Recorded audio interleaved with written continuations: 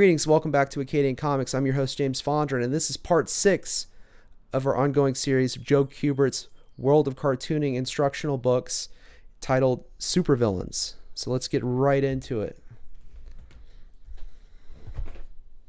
Then he's got, tools of the trade here. Lesson 1, the figure. Rough sketch, develop, exaggerate, refine, finish, costume, and design. I like his anatomy. It's strong. It's got a good thing. I like that it's like a... Look at that. Kind of reminds me of Magneto a little bit.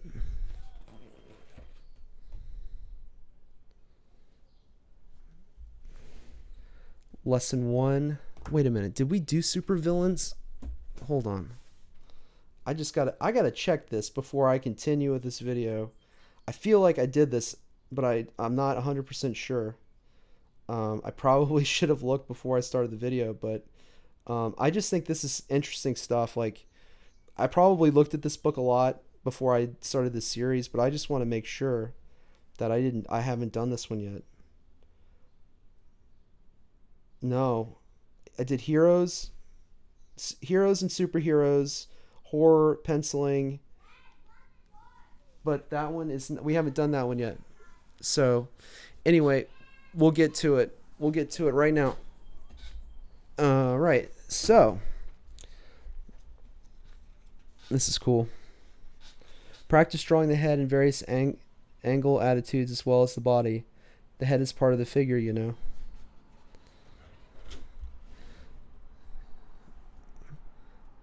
Intense, angry, evil. Look, he can draw Joe Kubert can draw some evil kids. Look at this. Some scary. Innocent, concerned, determined, mean, angry. Oh, I like this. That's awesome. Heads. That's cool. Oh, that's sweet. Look at that. Look at that. For practice, sketch a basic figure and place a piece of tracing paper around. Draw several kinds of costume over the figure. Yeah. Well, for us, we would use layers, right? You would hide the layer, and then you do a new layer, and then you do a new layer until you get what you want. That's our tracing paper, is turning down the opacity and having a new layer.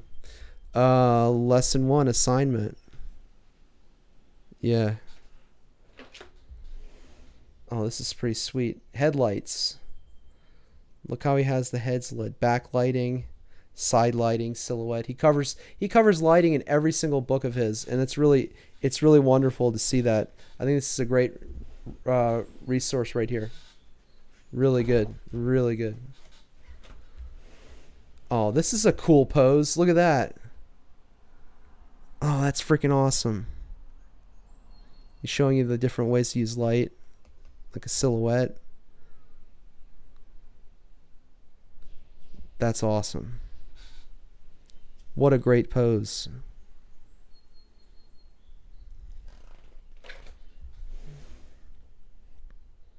Mm-hmm.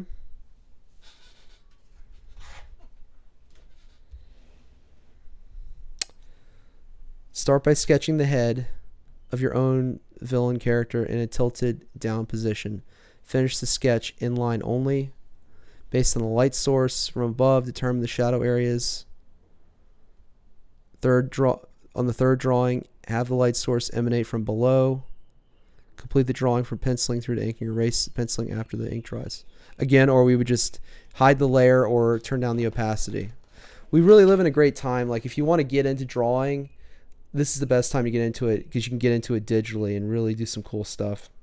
And it's clean. It's not messy. You don't have to have a bunch of art supplies. You can just do it digitally. I love it, actually. The bowling pin figure in silhouette. And he's showing you silhouettes here. That's what this whole page is about. Oh, look, the devil's face in the silhouette. Devil's head is actually a picture of a running villain. Uh-huh. That's pretty cool. I like that. I like that a lot. Uh-huh. Do another villain, he says. Another assignment, another villain. Uh-oh. Oh no, is this like stuck on here? Well, I'm not going to tear it, but look at that. Villains do their dirty work anytime and any place. Yeah. Look at that castle. Look at this scene here. Looks like a torture chamber down here. This is freaking awesome. Practice by drawing interiors and exteriors as if you were drawing a stage setting. What kind of villains would inhabit such a place? How would they dress? That's cool, man. That's cool. Mad Scientist Laboratory. Oh, yeah, this is all gold. Look at the perspective, how he's laying on the table here. When you have composed your panel to your satisfaction, define the details in line with little or no shading. Yeah. To achieve depth, include more details in the foreground objects and less detail in the background objects. Correct, right? More detail here. Well, less back there. Determine a light source and direction from which light emanates. Render shadows in dark areas based on your light source. Maintain consistency with lighting throughout the drawing. Yeah, this is great. This is wonderful stuff. That's sticking too, huh? All right. Look at that gorilla. King Kong. That is cool. Oh, look at this. This is like Mobius type stuff here, or like the Fifth Element. I love it. Villains inhabit a future world. Yeah. Above eye level, middle eye level. It's a basic perspective. A knowledge of basic perspective is essential in sketching an urban setting. First step is to determine the location of your camera. Yeah. Hell yeah. Undersea. Look at this. Rolling waves. While rolling waves develop whitecaps that tumble increasing force, while below, the surface light forms are enveloped in a liquid environment. Yeah. It's cool. Look at this. Sea monster on this giant like Captain Nemo ship. It's cool. And then he's got a lesson 3 assignment. He's got these panels here and a script.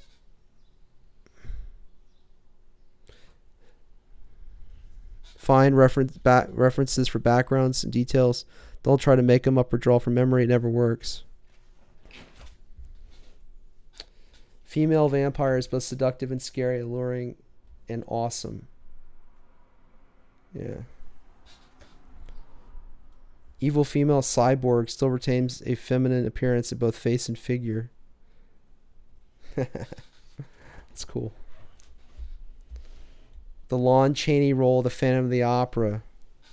As early as 1912, Thomas Edison filmed a version of Frankenstein. It's easy to see why people were amused instead of being scared. A German movie made in 1928 featured The Man Who Laughs. Looks vaguely like a comic book character we all know, doesn't it? The Joker, yeah. Look how he lays this on top. So for practice in creating your own monster, start with a figure of normal dimensions. With the use of tracing paper, build your werewolf over the normal figure using photographic references of wolves. Yeah. Yeah. Look at that. Soldier gone awry, infected by an alien force. Mammoth monster. This looks like the Baron from Dune. The new Baron. Culmination of ecological evil. So cool. Wait, did he just repeat the same page? He did. That's like an error. It's still important to do it, but that's like a print error. Huh. It's a print error. Look, it's the same page twice. Lesson 4. It's printed more than once. Huh. Interesting. Okay. Funny villains.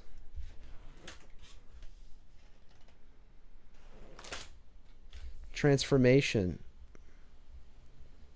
Oh, yeah. What makes a villain a villain? More importantly, to a cartoonist, what makes a villain look like a villain?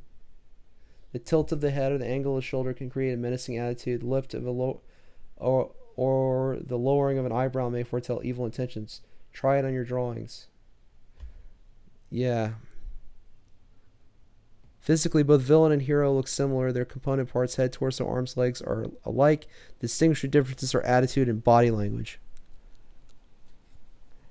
A hand can be demanding or helpful, imperious or pleading. Take note of friends and family. How do their physical and facial expression change depending on the subject of discussion? Yeah. Yeah, look at that. That's cool. See, you got a calm dog and then you got an angry dog. Yeah. He's showing you how to do this. Here's another script and an assignment.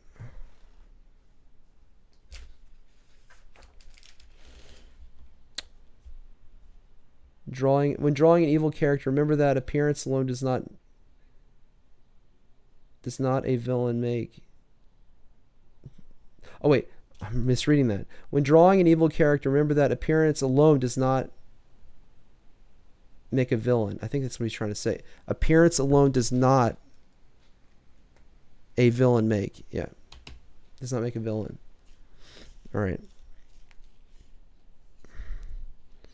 Slight of eyebrows. A to B, slightly more change, eyes and mouth. A slight variation of line can dramatically change a character's expression, and a hero's face can turn vicious with a few draft lines. Yeah. Yeah. Psychology of hero versus the villain. At the outset, the hero seems to be at disadvantage. The villain moves without hesitation. Is this the end for our hero? Slowly, the hero succumbs to the villain's overwhelming power as the villain prepares to deliver the final blow. But summoning his ebbing strength, the hero lashes out and sends the villain reeling. Interesting. Achilles' heel. A hero's strength is measured by his ability to overcome the intensity and power of the villain. The more menacing the villain, the greater the hero's victory. Oh, this is cool. Laser arm. Handgun animatizer. Dual-pointed throwing knife. Gas-encased ceramic globules capable of melting metal. Cool stuff. Psychological weaknesses. Vanity, phobias, ego. That's cool. Physical dimensions. Cityscape must be complete in all details and not made up or drawn from memory. A giant villain about to attack a city that looks like a pile of cardboard cartons is not an exciting or dramatic picture. Take your time and draw it right. Sure. Yeah. Many comic book villains are drawn with an anatomically exaggerated distortions. In all cases, the figure drawing should begin with normal proportions. That's pretty valuable insight. Otherwise, the exaggerations may become ludicrous, humorous, or just plain wrong. Yeah. Yeah. Appearance of evil. Villainy comes in many forms, some not immediately as recognizable. Morgan Le Fay was described as a beautiful woman during the time of King Arthur. She was also a sorceress. Dorian Gray.